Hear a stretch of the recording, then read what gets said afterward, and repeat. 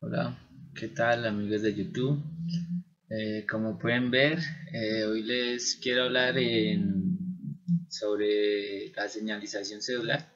Como en el anterior video, vimos señalización celular, las generalidades. Hoy más que todo nos vamos a enfocar en los receptores. Antes que todo, queremos recordar la señalización celular, que es la comunicación que ocurre a nivel celular entre célula y célula, entre organismos pluricelulares o organismos unicelulares, ocurre dichas comunicaciones. Todas las células reciben señales desde su medio y responden a estas señales. Es importante que sepan que esto es básicamente lo que se fundamenta la señalización celular, y ello va a traer una serie de receptores, y la unión de los ligandos, como ya vimos en el anterior video, las moléculas que se exportan, va a producir una cascada de señalización intracelular, y esto regula el compartimiento de la célula, y esto provoca diferentes procesos, como puede ser el proceso en el metabolismo, la proliferación, la supervivencia de la célula y la diferenciación celular, como en los cánceres y en el envejecimiento. También debemos saber que muchos cánceres ocurren debido a la alteración de las vías de señalización. Pues bueno, continuemos. Entonces está la señalización celular, como sabemos. La señalización celular es por medio o se basa en una transmisión de la señal, que esta señal es provocada por otra célula, y esta célula y otra célula va a recibir dicha señal, y esta célula tiene unos receptores, y esto ocurre siempre en la señalización. Aquí vemos unos ejemplos que más específicos de la transmisión de la señal, que puede ser hidrólisis de GTP, fosforilación o adaptadores. Aquí vemos algunas ligandos o moléculas, hormonas que se mandan, que de la célula secretora se manda a la célula diana. Está los péptidos, como la insulina, el glucagón, que como sabemos el glucagón es el que hace que la sangre aumente, la glucosa aumente en la sangre, y la insulina es algo que la inhibe. Factores de crecimiento como el NGF, el EGF, y este que es muy importante, que es el PDGF. También los neurotransmisores, sustancias tipo esterol, que como vimos en el anterior video, estas sustancias no requieren receptores para ingresar a la célula por ser hidrofílicas. También gases inorgánicos que tampoco requieren receptor por ser moléculas muy pequeñas. Bueno, entonces aquí vemos los receptores, que en este caso nos vamos a enfocar en dos, que son los receptores acoplados a proteína G y los receptores tirosina quinasa a nivel de la membrana plasmática, a nivel extracelular. Entonces, aquí vemos los receptores acoplados a proteína G. Entonces vemos algunas características, que son receptores transmembranales de 7 dominios. Son blancos del 40% de las drogas actuales. Se imagina la importancia de estos dichos receptores, que ocupan casi el 40% de todas las drogas actuales. Entonces, prácticamente son los más importantes que pueden haber. Los ligandos, como péptidos y neurotransmisores, proteína G trimérica, que ellos, los receptores acoplados a proteína G, la proteína G tiene tres unidades, que son su unidad alfa, su unidad beta y su unidad gamma, que interactúan con el receptor, pero la más importante es la alfa, que es la que va a salir a que se produzca la cascada de señalización cuando se hidroliza, cuando se fosforila. el sitio de unión a una proteína G y la generación de segundos mensajeros como el AEP cíclico, que es uno de los más importantes segundos mensajeros que existe, y el inositol fosfato.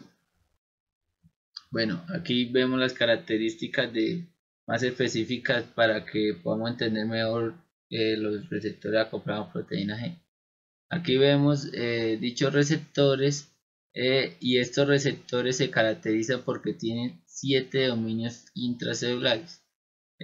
Digamos, estos son los 7 dominios que están incluidos en la membrana plasmática. Aquí los vemos: 1, 2, 3, 4, 5, 6 y 7. Aquí vemos dominio extracelular de unión al ligando, que digamos es cuando se une es donde se reconoce el ligando y pasa todo, y el dominio intracelular que está unido a la proteína G. Pero nosotros nos preguntaremos, ¿no? Pero ¿cómo vamos a diferenciar cada receptor? ¿Sí? ¿O cómo se diferencia específico receptor para diferentes ligandos? Por este cosito aquí en el dominio 5 hay un diferente secuencia de aminoácidos, es lo que lo hace distinto cada uno, diferente uno del otro. Aquí vemos un ejemplo de funcionamiento de los receptores acoplados a proteína G. Como veíamos en el anterior video, que venía de la célula secretora, esta se liga a la célula diana, ¿sí? Esta es la membrana plasmática de la célula diana y aquí se encuentran los dichos receptores. Aquí vemos los receptores con sus 7 dominios, ¿sí? Este es la parte extracelular, que es el que conoce el ligando, y la parte intracelular, que como vemos está acoplado a proteína G. ¿Por qué se llama proteína G? Es importante aclarar eso. Por la guanina, porque esta es unida alfa, está unida a GDP. Entonces, cuando está unida a GDP se le llama una forma inactiva, cuando está unida a GDP. Por ello, entonces aquí vemos un proceso. Entonces pasa la unión en ligando, aquí se une el ligando, una quinasa fosfolila a la proteína G. La proteína G, al fosforilarse, es importante que sepan esto, alfa al fosforilarse pierde la afinidad con beta y gamma, y lo que hace es irse de ahí, separarse. Cuando se separa, alfa va y es la que hace que ocurra toda la cascada de señalización y se genere segundos mensajeros y se produzca la señal. Entonces, muy importante, alfa cuando se fosforila se separa de beta y gamma y va a un efector, que sería una enzima, y ahí generan segundos mensajeros y la señal. Bueno, entonces aquí vemos un ejemplo de glucagón cuando activa la vía de señalización. Vemos, aquí está la membrana plasmática, el receptor acoplado a proteína G. Viene el glucagón, se une, es reconocido. Aquí la proteína G, la unidad alfa está en GDP, pasa a GTP. Como vemos, hay una separación, viene a una enzima, que en este caso es la N-lactociclasa, se une para producir el segundo mensajero, que en este caso es la transformación de ATP a AMP cíclico más PPI. Entonces el AMP cíclico es el segundo mensajero que va a traducir va a continuar con la cascada de señalización para, en este caso, como es el glucagón, para aumentar los niveles de glucosa en la sangre. Entonces aquí, como vemos, se emite la señal. Esto ocurre en todos los procesos. Viene la molécula cuando es proteína G, en todos los procesos, pero en este caso nos vamos a especificar en la proteína G. Esto no es importante, antes aclarar, el glucagón no solo se conecta al receptor acoplado a proteína G, también lo puede hacer con otros receptores como el de tirosina quinasa. Entonces es importante que vean eso. Entonces el glucagón, como vemos, es el que manda la señal y todo eso ocurre. Esto se llama una cascada de fosforilación. Aquí siguen ocurriendo procesos, pero en sí el segundo mensajero sigue fosforilando o activando cosas y hasta que se traduce la señal, que como podemos ver o como especificamos, puede ser del metabolismo, la proliferación, la supervivencia o en este caso el aumento de glucosa en la sangre. Aquí vemos la estructura del AMP cíclico, ¿sí? Entonces es aquí está el ATP. Como lo podemos ver, la enilatociclasa lo que hace, como es una es una enzima que es una liasa, o sea que separa, que corta aquí, sería aquí un difosfato y aquí el AMP cíclico, ¿sí? Entonces la enilatociclasa convierte el segundo mensajero va a traducir una señal que en este caso, o en el caso que vimos, sería el aumento de glucosa en la sangre. Pero ¿qué pasa? Esto puede ser inhibido por alguna molécula o por alguna enzima, por algún receptor. En este caso, el inhibidor del AMP cíclico es el AMP cíclico fosfodiesterasa, que lo que hace es inhibir el AMP cíclico y no hace que se produzca la señal. Pero hay algo que lo inhibe. En este ejemplo vemos que la cafeína inhibe el AMP cíclico fosfodiesterasa. Entonces, muchachos, sigamos. ¿Cómo hacemos para que se produzca la señal? Pues podemos aumentar la cafeína, va a inhibir AMP cíclico fosfodiesterasa y entonces va a hacer que esto continúe con la señal. Y si lo que queremos es no aumentar la glucosa en la sangre, debemos aumentar el AMP cíclico fosfodiesterasa para que no siga ocurriendo para que se inhiba aquí y no se pueda traducir la señal.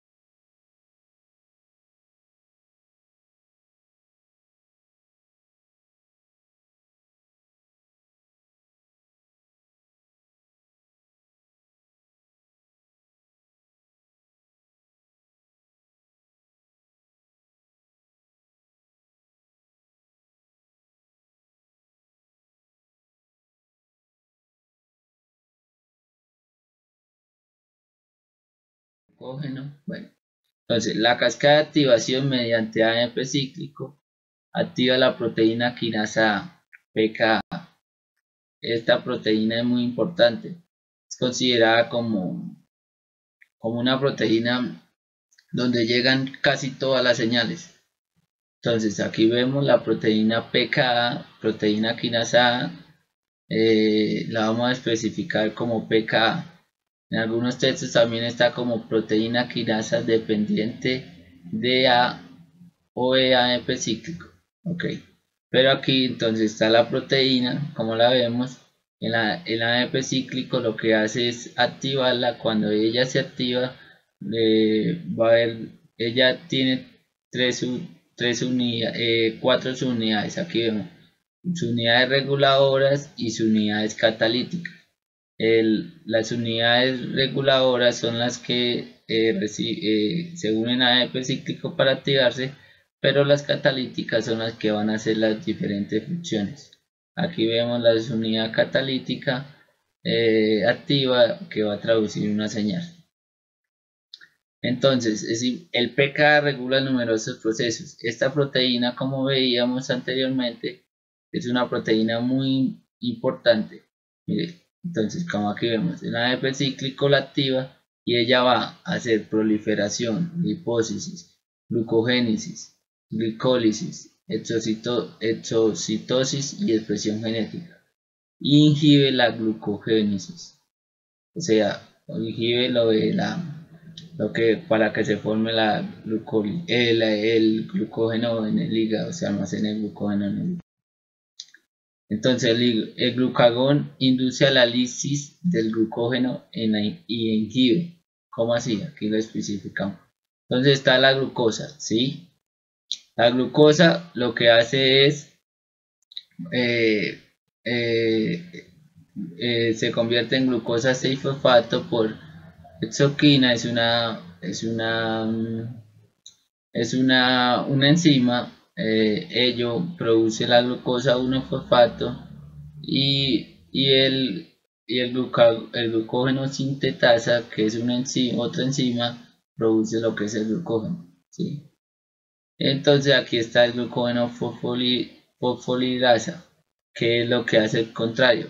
Tenemos el glucógeno, lo que hace es producir la glucosa y toda esta cascada, ¿sí? Entonces, si queremos aumentar los niveles de glucosa, lo que tenemos que hacer es inhibir la glucosa sintetasa para que no se forme el glucógeno y se debe aumentar el glucógeno fosforilasa, la enzima glucógeno fosforilasa, que como vemos es la que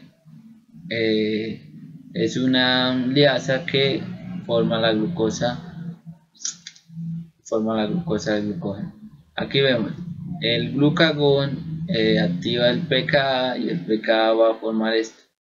Entonces aquí vemos, les vamos a especificar completo. El glucagón emite la señal al pKa, como veíamos. El pKa va a activar la glucosa fosfolidasa.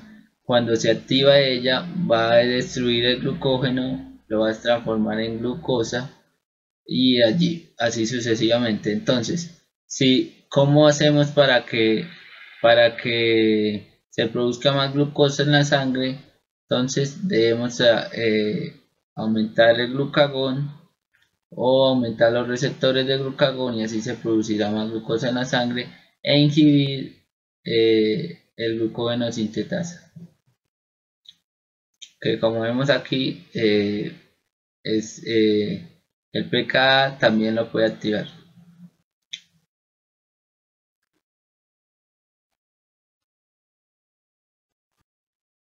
Entonces, la activación de pKa induce la transición de genes y la expresión genética. Entonces aquí vemos un ejemplo, está el ADP cíclico. Lo que hace es cómo activar dicha proteína, la regulación de catalíticas, ¿sí? El pKa lo que hace cuando está activa, lo que hace es empezar esta subunidad, ¿sí? Como veíamos, sería la subunidad catalítica de las 4 subunidades de pKa. Cuando la ADP cíclico la activa, ella es la que va a traducir la señal y va a hacer que haya la transición, como en este caso.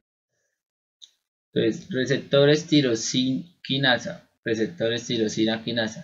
Entonces, los receptores tirosina quinasa tienen un dominio amino extracelular de unión al ligando. Estos receptores también son muy importantes.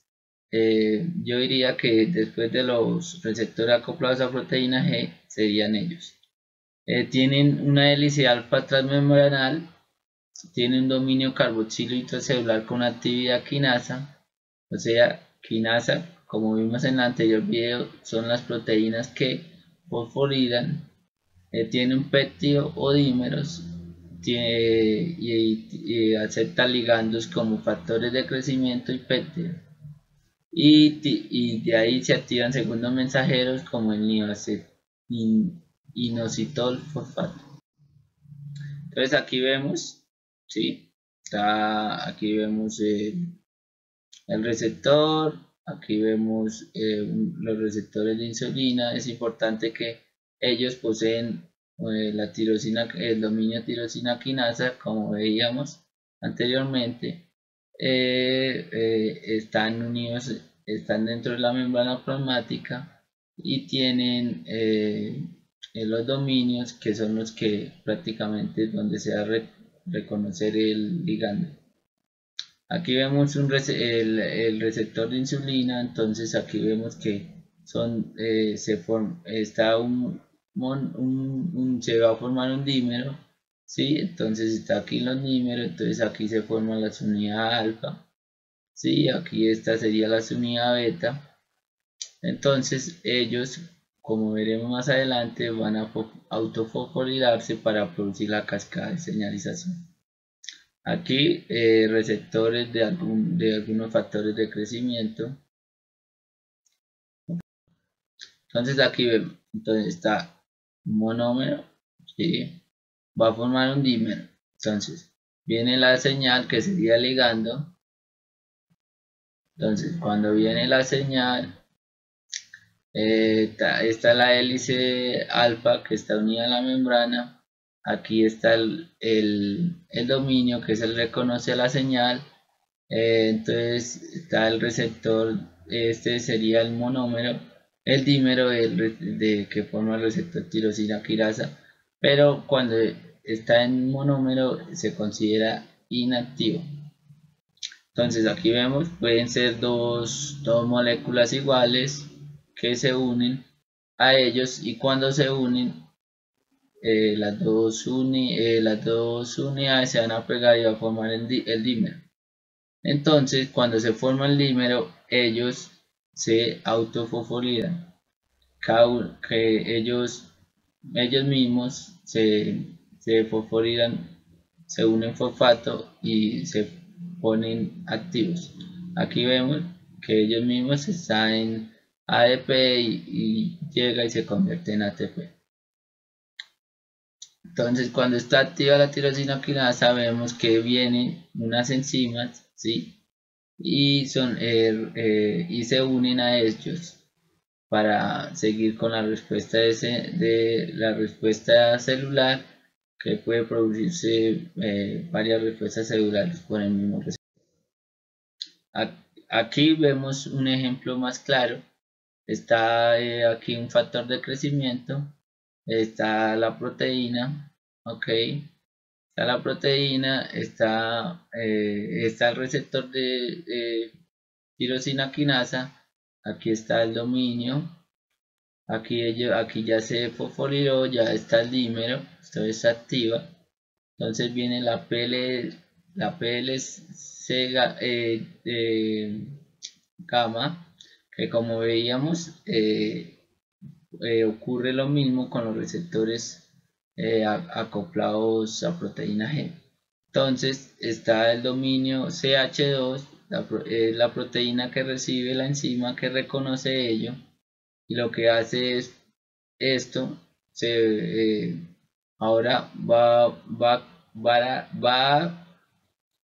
a ser la enzima que a PI2, como veíamos en los anteriores videos, va a formar el diacilglicerol y el IP3, que este es muy importante para la activación de calcio.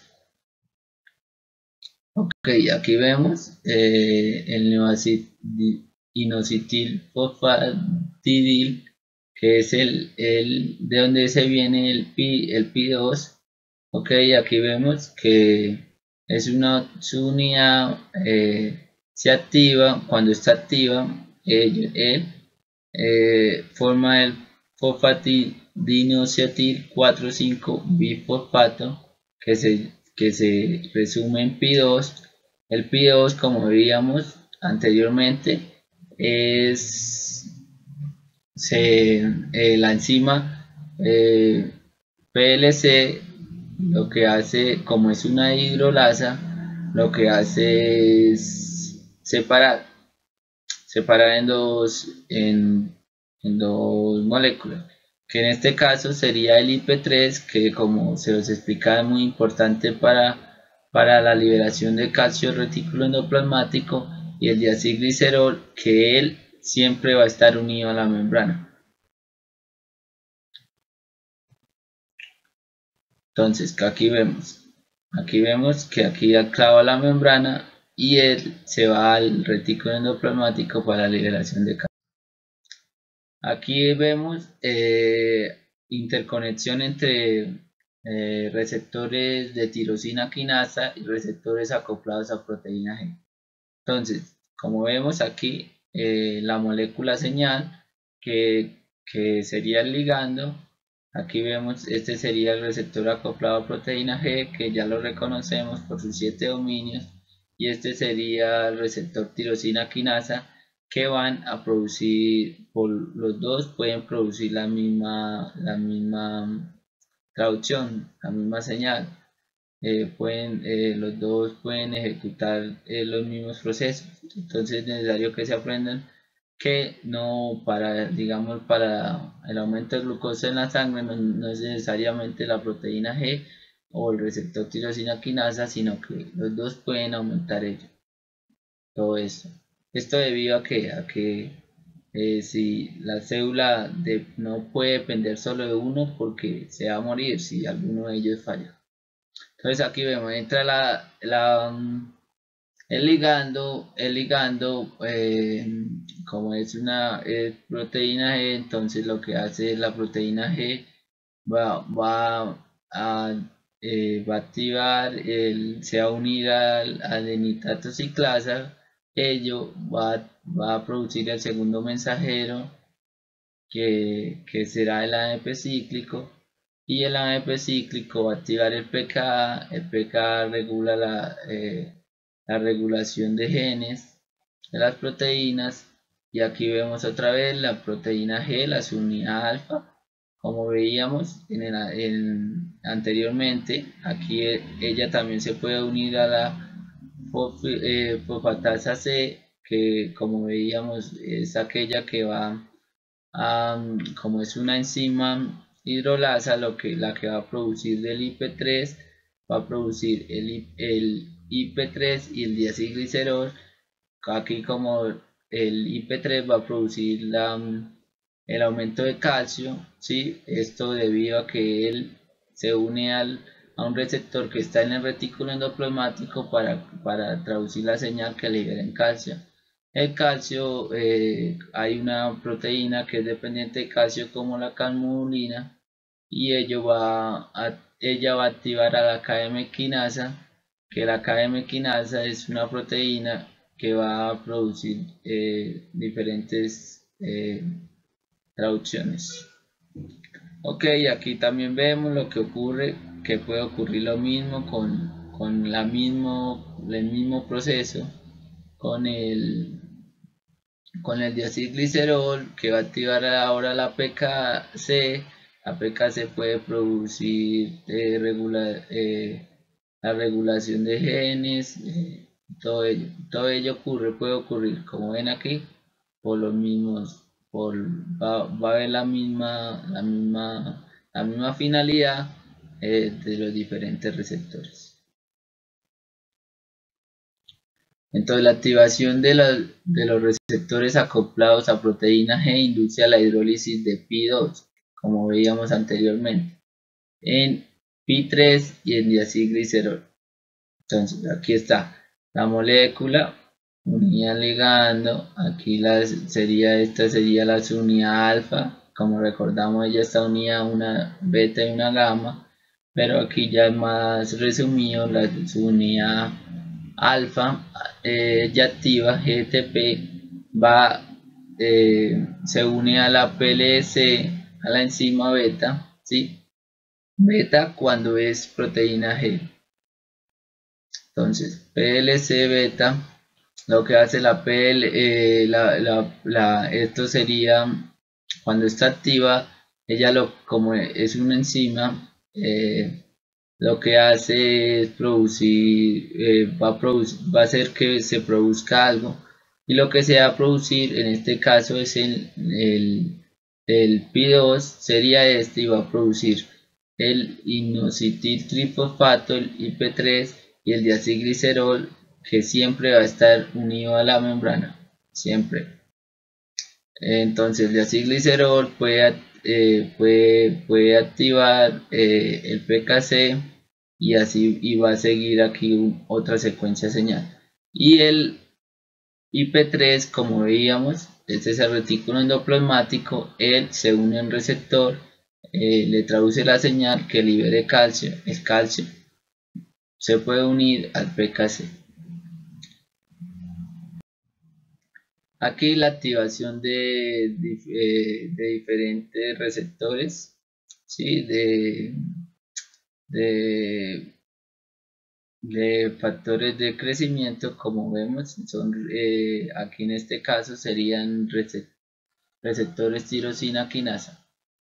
Esto induce la hidrólisis de Pi2 en IP3 y en diacilglicerol. ¿Sí ven? Como veíamos anteriormente, este mismo proceso ocurría, pero con proteína, con receptores acoplados a proteína G. En este caso serán receptores tirosina quinasa. Pero es el mismo proceso. Cuando ellos se fosforilan, viene la enzima PLC. ¿Sí? Pero en este caso ya no será beta, sino será gamma. O sea, es importante que se lo aprendan. La única diferencia es que en este caso se llama gamma, y en el de proteína, receptor acoplado a proteína G, será beta.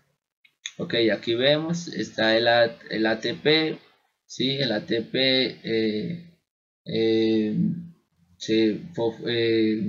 va a hacer que se produzca, que se fosforile ella. Cuando se fosforila viene el Pi2 y pasa exactamente lo mismo. Esta enzima va a hacer que se produzca el diacilglicerol y el IP3, como vemos aquí, la liberación de calcio retículo y la activación de PKC. Aquí vemos otro claro ejemplo de lo que les contaba, pero más específico. Está ligando los dos receptores. Aquí el receptor acoplado a proteína G, la unidad alfa activa va a ser una PLC beta. PLC beta es la enzima que va a hacer que se produzca diacilglicerol y Pi3, y esto va a producir la activación de PKC y la liberación de calcio. Aquí mismo ocurre lo mismo, pero ahora con el receptor tirosina quinasa. Bueno, muchachos, entonces es importante que sepan, no específicamente una señal o una respuesta celular va a ser para un receptor. Puede que ocurra exactamente la misma respuesta celular con diferentes receptores. Entonces, aquí vemos que el Pi3 incrementa el calcio intracelular que activa la calmodulina, que es una dependiente de calcio. Entonces aquí vemos, viene, sí, sería este, aquí está el retículo endoplasmático, el IP3 emite la señal que necesita que se libere el retículo endoplasmático, y que se libere calcio del retículo endoplasmático. El calcio va a activar la calmodulina, así la calmodulina ya está activa, va a hacer que cuando la calmodulina está activa se va a producir una cascada de señalización que va a producir otra señal. Aquí vemos un ejemplo muy clásico, y es muy importante que se aprenda esto. El Pi2, como vemos, el PLC es la enzima que hace que se produzcan estos tres, ¿sí? Entonces, pero hay también una enzima que hace que de Pi3 se produzca Pi2. ¿Cómo?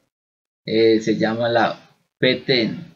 La PTEN, entonces, la que hace que se produzca ello. Entonces, si queremos activar o que se produzca más pi3, ¿cómo hacemos? Pues inactivar el PT y activar el pi3K. Como vemos aquí, esta la activa y esta va a inhibir que el pi2 haga esto. Aquí vemos un ejemplo más ya con estructura. Aquí vemos que el pi3 activa el KTP, la señal, entonces la proliferación, el metabolismo, la apoptosis, que es la muerte celular. Ok, entonces deben saber que el pi3K es el que activa el pi3 y el PTEN es el que activa el pi3, el diaciclígero. El PTEN activa el pi2 y el pi2 puede activar esto. Aquí el AKT regula la expresión genética. Entonces aquí vemos cuando está la insulina, si ese sería el receptor de insulina que aquí produce el pi3K, que sería la enzima. Aquí vemos el pi3, el AKT, sí, el AKT, entonces lo que hace está en ADP, el fosforil al foso, y el foso no puede hacer la traducción. Entonces aquí vemos en el núcleo sin insulina y con insulina. Entonces aquí vemos la AKT regula la glicólisis. ¿Cómo así la glicólisis? La glicólisis es transformar la transformación del glucógeno y esto. Entonces aquí vemos los receptores, viene el pi3, el AKT, ¿sí? Se activa, el emetor, que es muy importante sería para muchas cosas como la diferenciación celular. Esto hace que la glucosa cuando entre ocurra la glicólisis para que haya energía. Si nosotros inhibimos eso, no vamos a tener energía. Entonces la glicólisis cuando hay energía, cuando necesitamos energía, entonces la célula emite la señal y hace que se traduzca eso. Entonces la glucosa de fosfato, el emetor hace que la glicólisis se forma un piruvato. El piruvato transforma el ADP a ATP y la célula puede haber los procesos de energía en la célula. Entonces esto es la rapamicina. La rapamicina es una droga que es muy utilizada actualmente para el envejecimiento, que dicen que ayuda a prevenir el envejecimiento. Entonces aquí vemos que la inhibición de la vía AKT reduce la metástasis. Aquí vemos, ¿sí? Entonces este sería la AKT. Entonces aquí está con los nutrientes, ¿sí? Iónisis, y aquí vemos la ruta de emetor, y aquí vemos que si se le aplica rapamicina ya esto no va como a robarse los nutrientes, y la célula ya no va. Eso sería más que todo en células cancerígenas. Aquí vemos un ejemplo de laboratorio con el control de la célula. Aquí vemos como diferentes ampollas, diferentes cosas que tiene cuando está mala, y aquí ya la vemos con rapamicina que estaría en mejor estado. También existen unos receptores intracelulares que pueden ser los receptores nucleares, como su nombre lo indica, están en el núcleo y en el citoplasma. interactúan con el ligando en un citoplasma en el núcleo, forman homodímeros y heterodímeros. Tienen un papel importante con los factores de transición, porque los factores de transición podrían ser receptores nucleares. Se unen a hormonas responsables en el promotor del ADN. Algunas hormonas que reconocen ellos son las hormonas esteroideas, la vitamina A y D. Como sabemos, ellas son hidrofílicas, o sea que ingresan sin receptores por fuera, pero por dentro sí son reconocidas por estos receptores. También interruptores endocrinos. Aquí vemos alguna clasificación de estos receptores nucleares según el ligando. Aquí vemos, aquí son el ligando como de esterol, ¿sí? Que digamos está, digamos el receptor sería el estrógeno sería el estradiol, el ligando, el andrógeno sería el receptor de la testosterona. Aquí vemos la familia de vitamina D, que el ligando sería el hidroxil,